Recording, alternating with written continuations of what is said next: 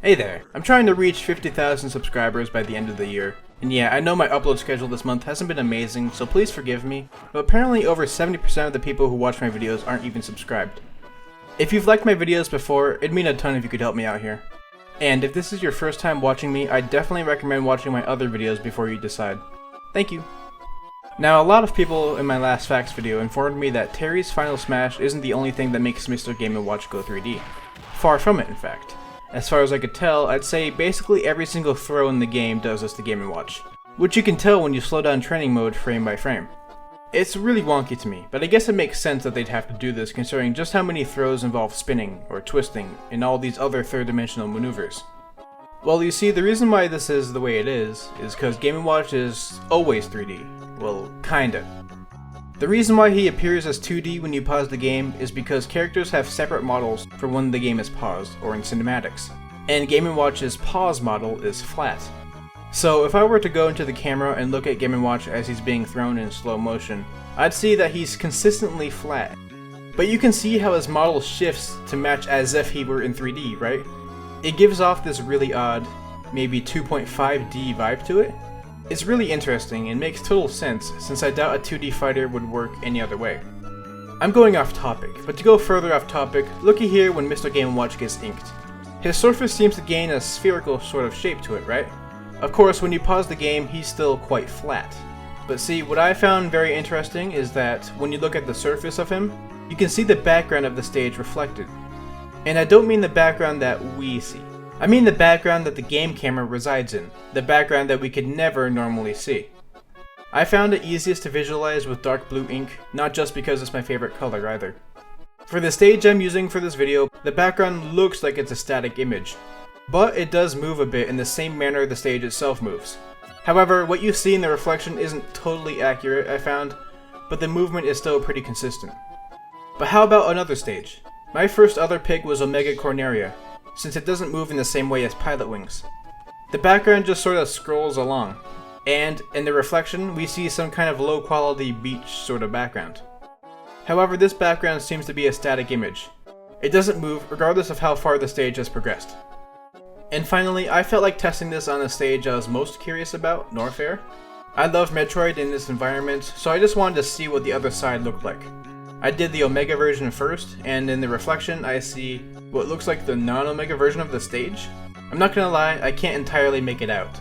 The patterns of the lava falls seem similar to that of the normal background, but not exactly. And finally, for comparison, I tested it on the normal version of Norfair, but the reflection was identical, the same static background image. I'm still not entirely sure what to make of all of these reflections, but it seems that all of them have some sort of lone, low quality image, and only some of them may move a little bit. And speaking of seeing more of a stage than normal, a username which roughly translates to Sean Petri Marwani has told me about a neat little thing regarding Frigate Orpheon. If you use Olimar's Final Smash on this stage, you go all the way up and see the other half of the stage. For those of you who don't know, this stage will flip randomly as a neat little obstacle. So I guess they just keep the other half of the stage rendered. Though of course it's not solid, since you don't bonk your head on it when you fly up too high. And if you fly up there while Olimar is using his Final Smash, you can see yourself clip through it. While we're still talking about Final Smashes, a ton of people have been asking me or informing me that yes, you can attack Ditto with your Final Smashes too. I'm pretty sure all of the Final Smashes work even. Oh yeah, quick tangent, but did you know that Ditto seems to take more knockback than a normal player? Normally, down special to forward smash wouldn't kill Dark Samus, but it seems to kill Ditto with absolutely no issues from over there. I didn't test it out super thoroughly, it's just something I noticed when I was messing around. He either takes more knockback or takes more damage, I'm not sure. Now the question I put up for myself was if Final Smashes, specifically cinematic ones, worked against assist trophies. And for some reason, they don't. For cinematic ones like Ridley's, it doesn't even hit the opponent. For ones like Ike's, the initial hit happens, but not the following hits. And for Final Smashes that just sort of happen, like PK Starstorm or the Samus's, it'll work just as normal. Back on the topic of Ditto, Ness Isn't Sans has informed me that a Ditto who copies a Mii won't have that Mii's glasses. I used my Dirty Dan Mii that I got from online, which uses glasses to mimic the appearance of teeth. And sure enough, Ditto is without the teeth. You could say that's because Ditto just doesn't have any facial features, but he will have the Mii's proper nose size and whatnot, since it sort of protrudes out of the Mii's face. Moving on from Ditto, did you know that if you use Wario's uncharged waft near someone, they will trip? As far as I know, this has been the case in every Smash game he's appeared in. The move does no percent, and you can't cancel the animation of Wario laughing, meaning the tripped opponent will always be able to punish with a get up attack.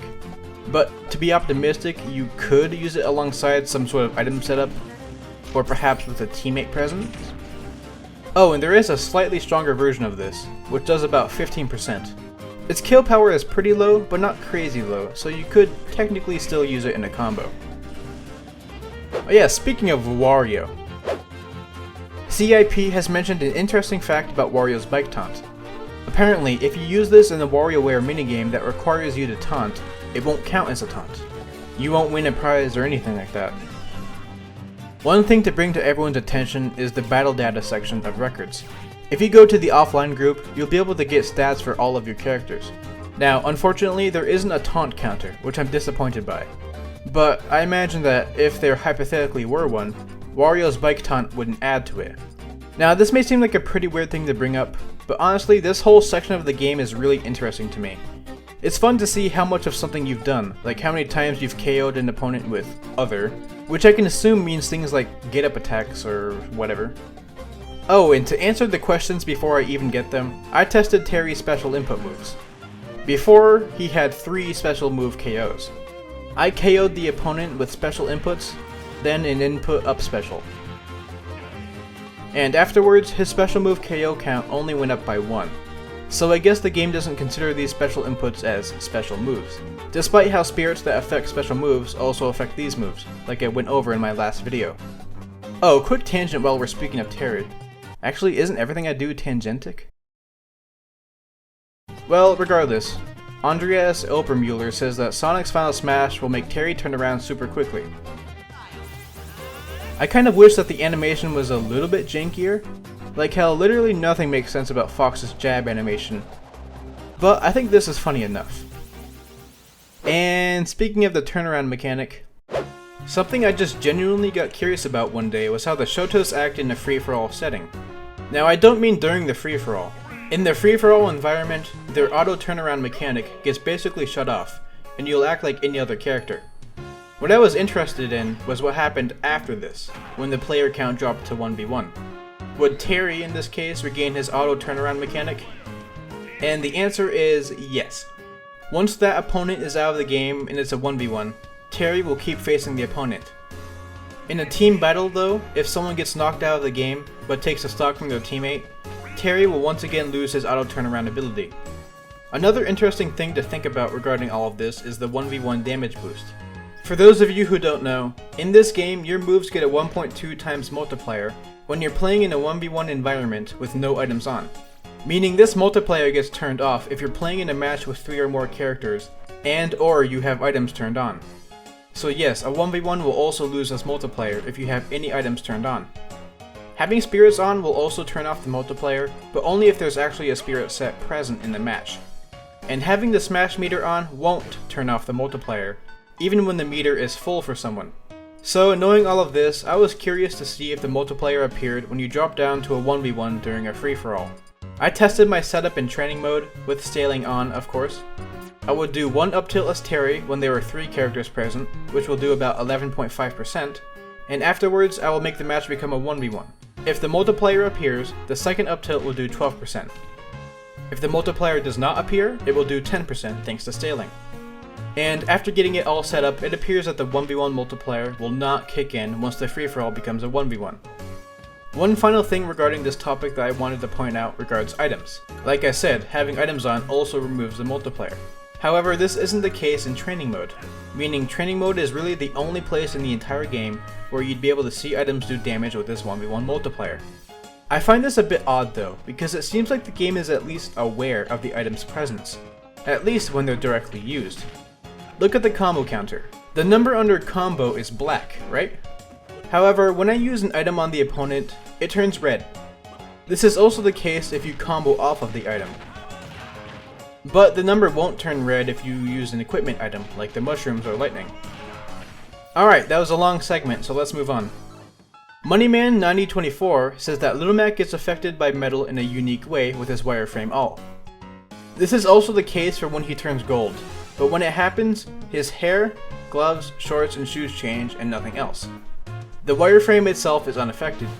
This is also the case for the wireframe alt that wears a hoodie, except the hoodie also gets affected. Since the hoodie basically covers the entire model, it's hard to spot, but if you look closely you can see that his face is still normal. Another thing about the wireframe Mac alts that Tommy Attacks had said is that they do not have shadows. Now this stage is already really good for seeing shadows, and yes, neither of the wireframe alts have one, even though the hooded one is basically covered up. Now let's move on to a section I find really interesting.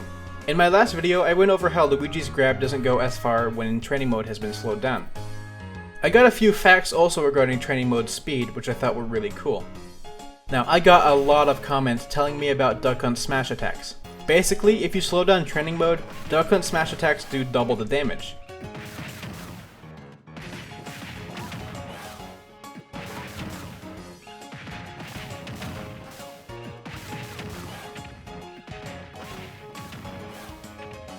I'm not really sure why this is even the case, but it seems like each individual hit of the smash attack goes off twice. This isn't the case for when you get slowed down by a timer either, and neither is this next fact.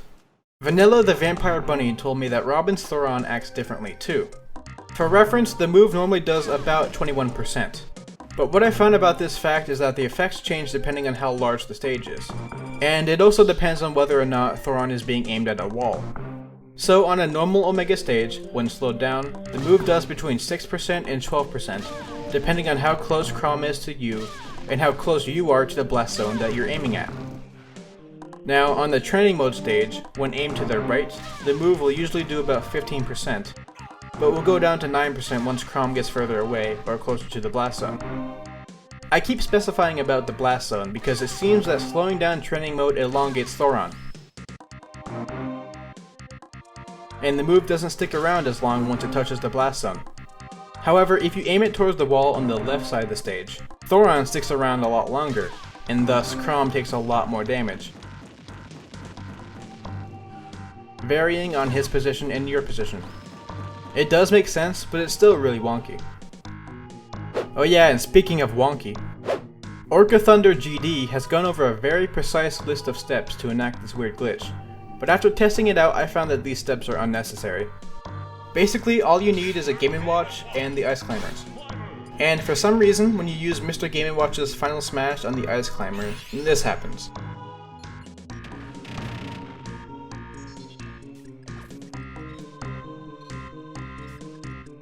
It seems that it just grabs the first one it comes into contact with, and the grab hitbox doesn't work for the other one, meaning they get caught in the active hitbox of the whole octopus, dealing well over 700%. The amount of damage it will do will vary depending on how long the stage is or whether or not you tilt upwards to catch them.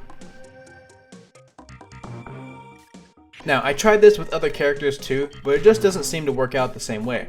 Something almost similar happened a few times when I tested it on Joker, but alas, it didn't have the same damaging results. Now, let's end the video with a fun Ness fact. Duck Quack has informed me of yet another size change fact.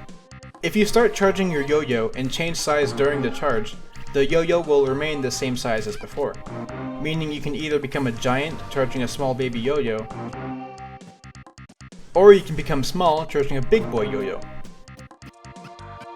Oh, and actually one final thing before we end the video, but surprisingly I got a ton of questions asking if one Ness's PK Thunder can trigger a PK Thunder tackle on another Ness. Now unfortunately this isn't the case, the PK Thunder will just interact with them as normal, but I thought the question was honestly intriguing, especially for those of you out there who don't play this game too much. Anyhow, thanks for watching my video, as usual. Be sure to subscribe if you'd like to see any more interesting stuff about the game. And I've made myself a new channel in my Discord server where anyone can drop their facts or questions, and we'll even discuss said facts a bit. Of course, discussions and questions gone over in that channel may very well be used in future videos. But you're still very welcome to send me your facts or questions in the comments below or through DMs on Twitter. Stay casual, and I'll see you later.